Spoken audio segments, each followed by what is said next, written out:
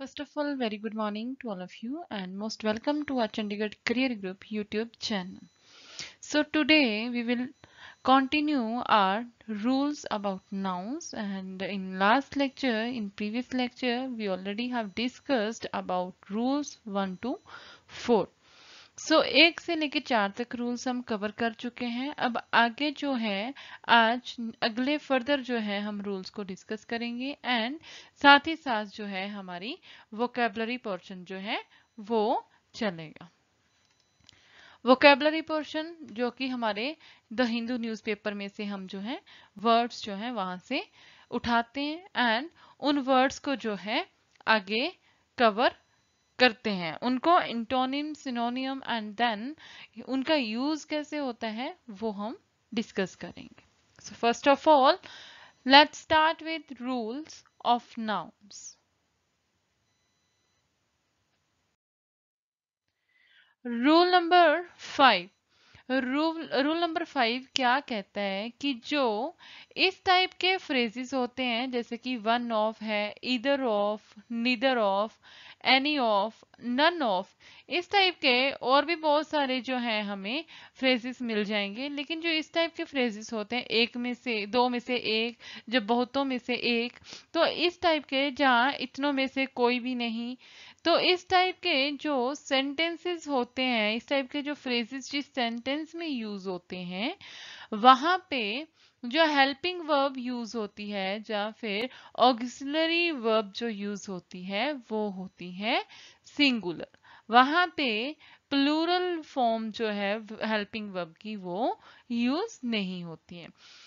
If these phrases are used as a subject, then they will always take a singular verb with them. So यहाँ पे अब ध्यान से देखिए, for example each of the boys is playing, not are. Here I have used helping verb, that is singular helping verb, that is not are. are नहीं use होएगा यहाँ पे each of the boys, यहाँ पे बोल रहे हैं कि लड़कों में से हर एक लड़का जो है वो खेल रहा है। अब हम इस तरीके से तो नहीं बोलेंगे, लड़कों में से हर लड़का खेल रहे हैं, तो ये तो कोई सेंस ही नहीं बनती है।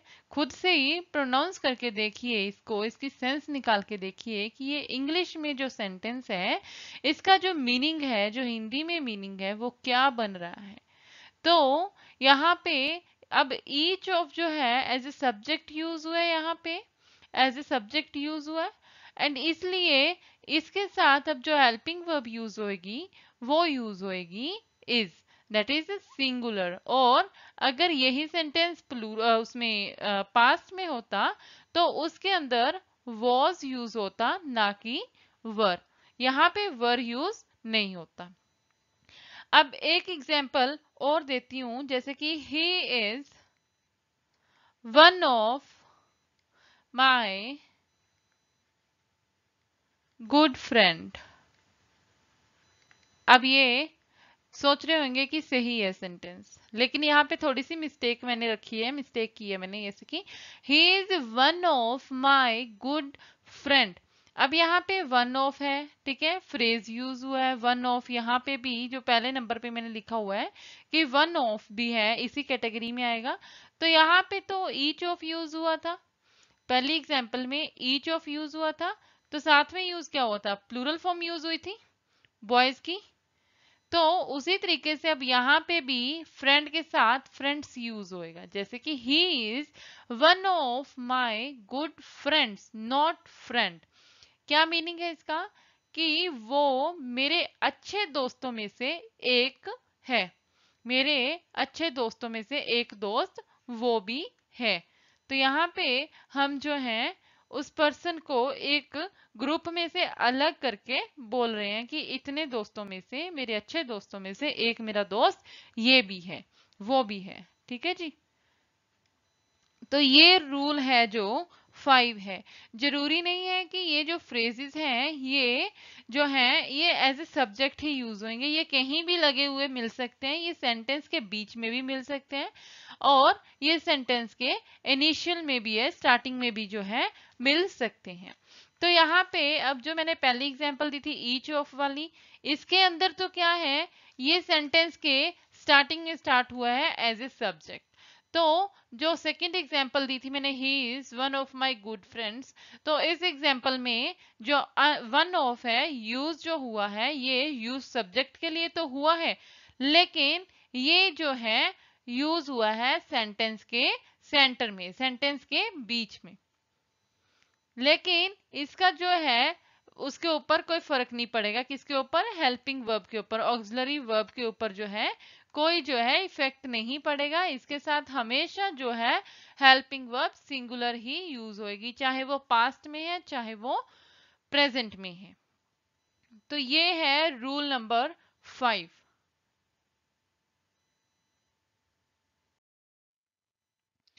रूल नंबर 6, रूल नंबर 6 के अंदर क्या है कि जो अपोस्ट्रोफ होता है, एस होता है, जो ऊपर कॉमा लगा के हम एस लगाते हैं, बेसिकली इसका यूज कहाँ पे होता है और कहाँ पे नहीं होता है ये देखना है हमें। सबसे पहले देखते हैं कि ये जो है विद लिविंग नाउन्स यूज होता है, विद लिविंग नाउन्स, ठीक है। फिर ये है विद टाइम यूज होता है, विद डेज, मंथ्स, वीक्स, इनके साथ यूज होता है। कैसे यूज होता है वो मैं बताऊंगी अभी। थर्ड जो है मैंने लिखा है जिसके अंदर ये यूज नहीं होता, नॉन लिविंग के साथ, नॉन लिविंग नाउन्स के साथ जो है यूज नहीं होता। तो यूज इन दोनों चीजों के साथ होएगा, इस चीज के साथ जो है यूज नहीं होएगा। तो नॉन लिविंग नाउन जो होते हैं वो सेंटेंस जो है वो ऑफ लगा के बन जाते हैं, लेकिन अपोस्ट्रोफ लगा के वो नहीं बनते, वो ग्रामेटिकली जो होते हैं गलत होते हैं। अब एग्जाम्पल देखते हैं लिविंग नाउन्स की। For example this is Rahul's car, और दिस इज राहुल्स कार, और इसी टाइप से कोई भी दिस इज रीमा's हाउस। तो यहाँ पे देखिए अब राहुल जो है लिविंग नाउन है, रीमा इज लिविंग नाउन। तो ये जो लिविंग नाउन है इनके साथ तो हमने अपोस्ट्रोफ लगा दिया, अपोस्ट्रोफ जो है इस हमने यूज कर दिया। लेकिन अब आगे जो है ये भी देख लेते हैं पहले, डेज, मंथ्स और वीक्स जो है इनके साथ कैसे यूज होता है। जैसे कि अब फॉर एग्जाम्पल मैं ऐसे बोल दूं कि द डॉक्टर हैज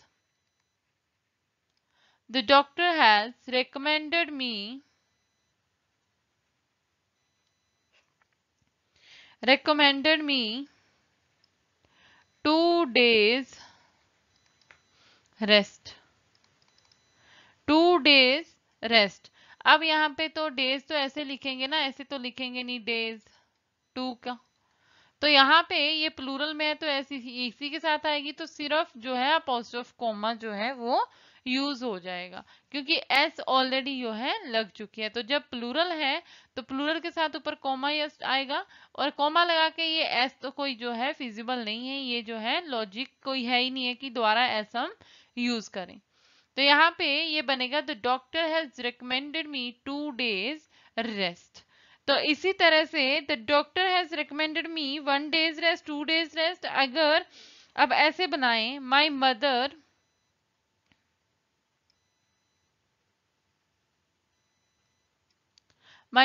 सर्व्स इन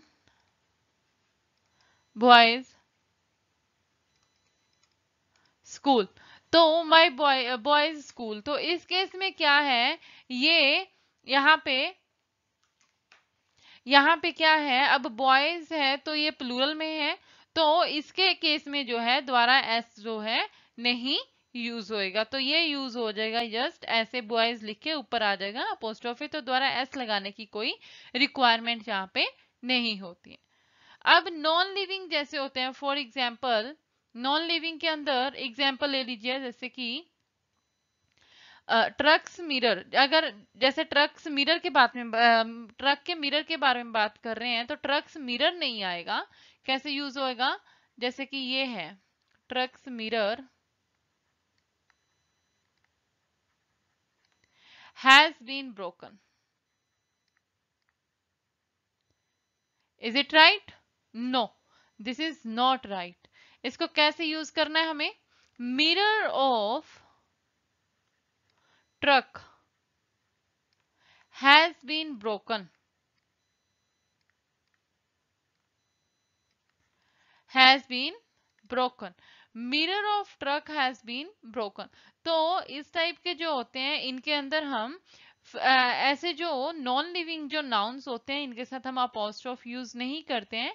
इनको यूज करके कैसे इसको ऑफ के साथ जो है सेंटेंस को हम बनाते हैं। इसी तरह से एक और छोटी सी एग्जांपल देखते हैं, जैसे कि base of the cup is broken. अगर यही सेंटेंस अगर इस टाइप से होता तो ये जो है हमारा उसमें स्पॉटिंग एरर में भी आ सकता है, उसमें ऐसे बनाया हुआ आ सकता है कि the cup's base has been broken और is broken, has been broken into pieces. तो यहाँ पे अब ये जो है क्या करेंगे एग्जाम के अंदर क्या होएगा कि इसको अलग से कर देंगे, इसको ए ऑप्शन दे देंगे, इतने पोर्शन को बी ऑप्शन दे देंगे और आधे पोर्शन को सी दे देंगे एंड डी को पोर्शन को जो है उसको बोल देंगे नो एरर। एरर स्पॉट करना होता है एग्जाम के अंदर, सीडीएस, एफकेट, एनडीए, इन एग्जाम्स में जो क्वेश्चंस आते हैं वो स्पॉटिंग एरर के आते हैं जनरली। और इस टाइप से मैंने बता दिया है कि जैसे living and days, months, weeks इनके साथ अपॉस्ट्रोफी यूज हो सकता है, लेकिन नॉन लिविंग नाउन्स के साथ कोई भी अपॉस्ट्रोफी यूज करने का कोई लॉजिक नहीं है, कोई रीजन नहीं है, वो ग्रामेटिकली इनकरेक्ट होता है। तो ये है rule 6। Rule 5 already covered, Rule 6 apostrophe. Now moving on rule number 7. Rule number 7 क्या कह रहा है, if two nouns are connected by and, अगर दो nouns जो हैं and के साथ connected हैं and both are closely related to each other, then apostrophe will used with the second noun. For example, अब इसको एग्जाम्पल के साथ समझते हैं, ऐसे नहीं समझ आएगा। For example, I went to Riyaz and Rahul's house but the couple was missing. अब यहाँ पे इस सेंटेंस से क्या पता लग रहा है, सबसे पहले क्या कंडीशन उसने बोली रूल में, if two nouns are connected by and. पहले ये देख लेते हैं कंडीशन है, जी है, ये एंड लगा हुआ है, पहली कंडीशन फुलफिल हो रही है, okay. Second, and both are closely related to each other, दोनों जो है एक दूसरे से क्लोजली रिलेटेड है, ये देखते हैं। I went to Riya's and Rahul's house but the couple was missing। अब यहाँ पे कपल से रिकॉग्नाइज कर पा रहे हैं कि वो कपल है, ठीक है। अब यहाँ पे कपल जो है रिकॉग्नाइज यहाँ से कर पा रहे हैं कि रिया एंड राहुल का कनेक्शन आपस में जो है क्लोजली रिलेशन इनका जो है। तो यहां से हमें पता लग रहा है कि दोनों कंडीशंस फुलफिल हो रही हैं।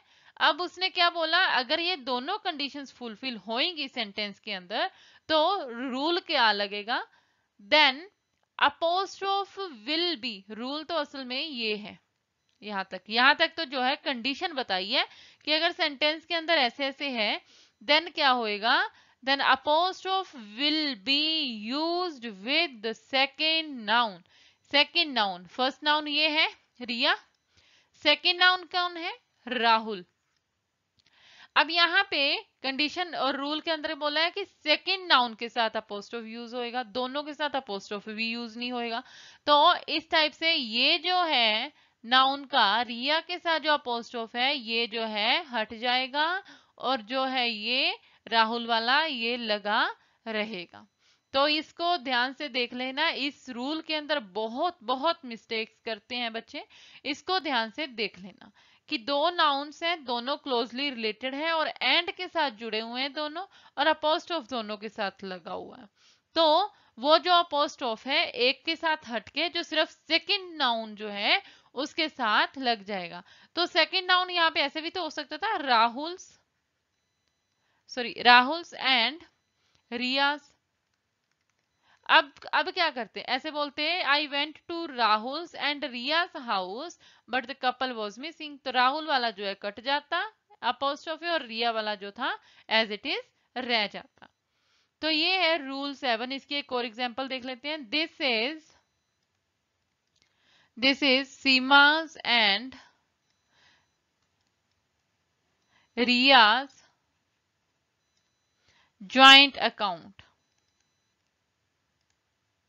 अब यहाँ पे सीमा के साथ जो अपोस्ट्रोफे है ये हट जाएगा, रिया के साथ जो है अपोस्ट्रोफे ये एज इट इज रह जाएगा, क्योंकि अब दोनों जो है क्लोजली रिलेटेड हैं एक दूसरे से। किस तरीके से?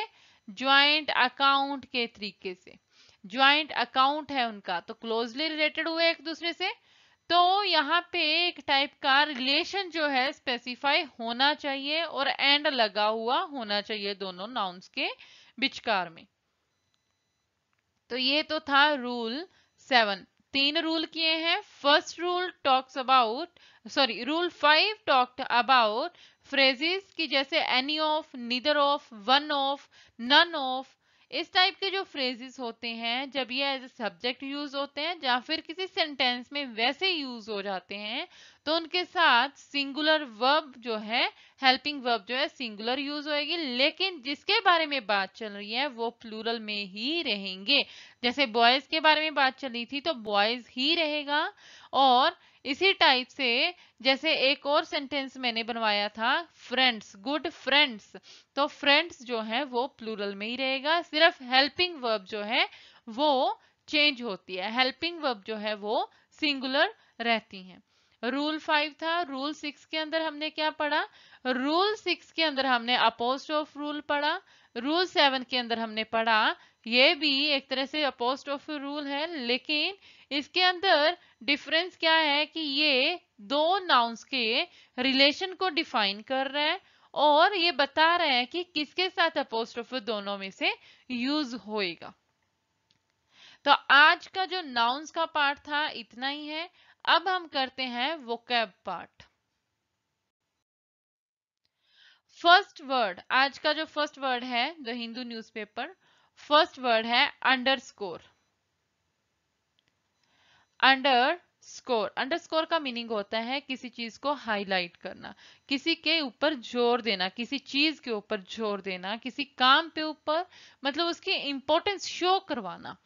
तो यहाँ पे इसका मीनिंग तो हम लिखेंगे हाईलाइट, तो मतलब एक टाइप का ये अपना हो गया सिमिलर वर्ड अंडरस्कोर के लिए सिनोनिम।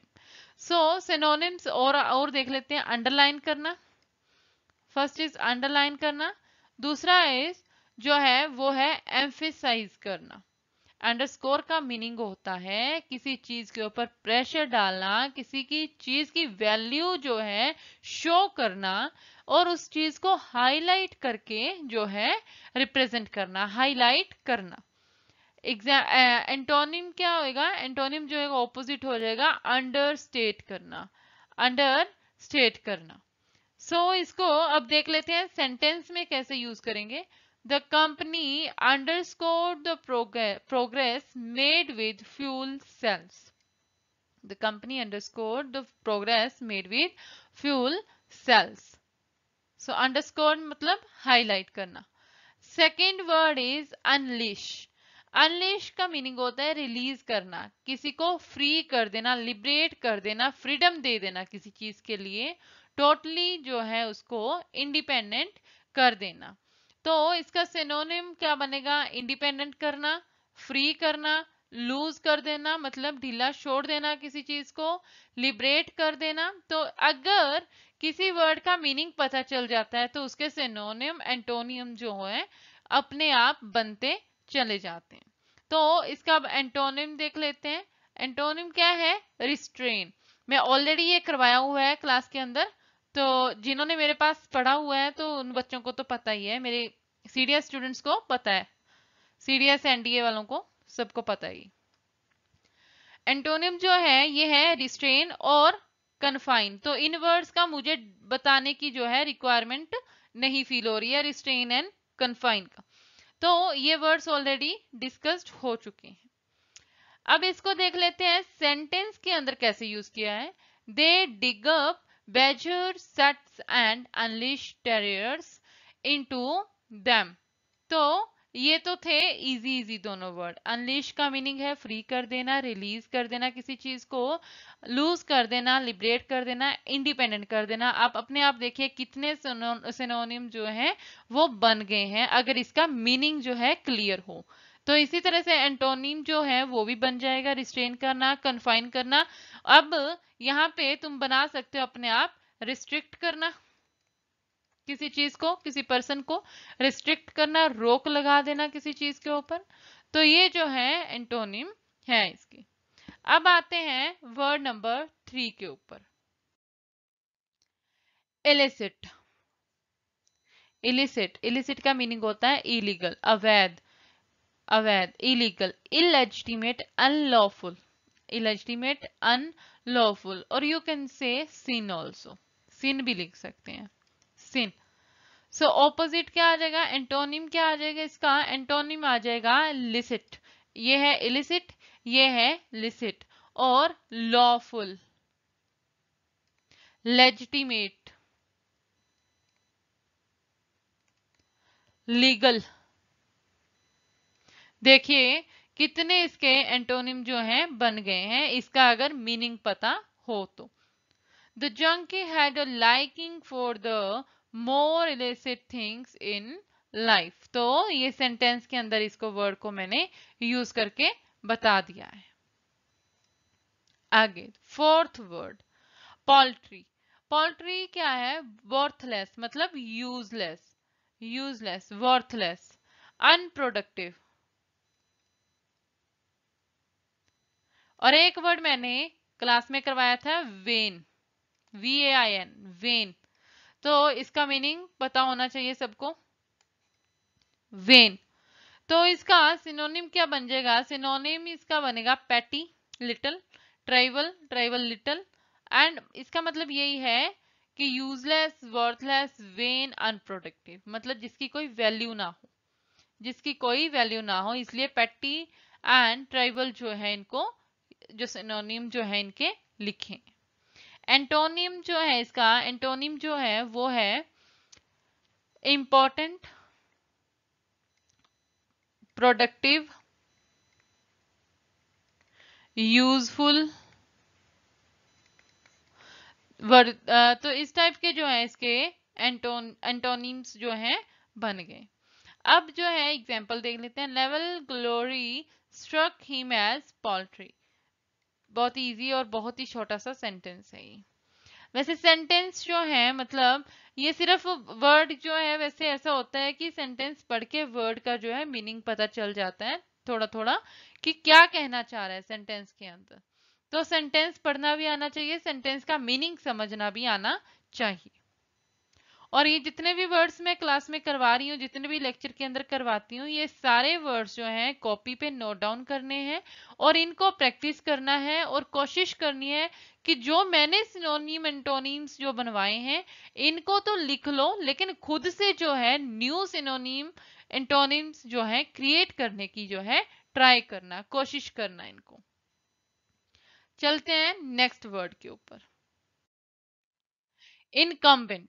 इनकम्बेंट का मीनिंग होता है बाइंडिंग, किसी चीज के ऊपर, किसी के ऊपर बाइंड कर देना, कंपल्सरी, मैंडेटरी कर देना, कंपल्सरी कर देना किसी चीज को, बाइंडिंग, ऑब्लिगेटरी, मैंडेटरी। अब देखिए यहाँ पे एक कंपल्सरी वर्ड जो है वो भी निकल आया, इसके लिए सिमिलर जो वर्ड है एंड सिनोनिम्स जो हैं ये बनेंगे इसके। एंटोनिम्स जो है वो बन जाएगा ऑप्शनल, ऑप्शनल, और बाकी के जो हैं ये तुम खुद बनाओगे, ये मैं नेक्स्ट लेक्चर के अंदर जो है पूछूंगी सबसे। इनकम्बेंट का जो है खुद से बनाना है। आगे इसका सेंटेंस है, सेंटेंस भी देख लीजिए। The government realised that it was incumbent on them to act, मतलब उनके ऊपर एक जो है बंदिश है, ऑब्लिगेटरी है उनके लिए एक्ट करना। रैंकर, रैंकर का मीनिंग होता है स्पाइट, मतलब हेट करना, किसी से नफरत करना, किसी से नफरत करना। तो सिनोनिम्स जो इसके बनेंगे, बिटरनेस, बिटरनेस क्या होता है, बिटर वर्ड्स होता है कड़वे शब्द, तो वहीं से ये बना है बिटरनेस, हेट करना, नफरत करना किसी चीज से। और शायद मैंने एक वर्ड एक्रीमनी भी करवा रखा है, एक्रीमनी, ये मैंने करवा रखा है, एक्रीमनी वर्ड है एक। और बाकी और इसके साथ मिलते जुलते बहुत सारे वर्ड्स मैंने करवा रखे हैं, तो उनको खुद से यहाँ पे जो है सिनोनिम्स एंड एंटोनिम्स जो है उनके अंदर लिखना है।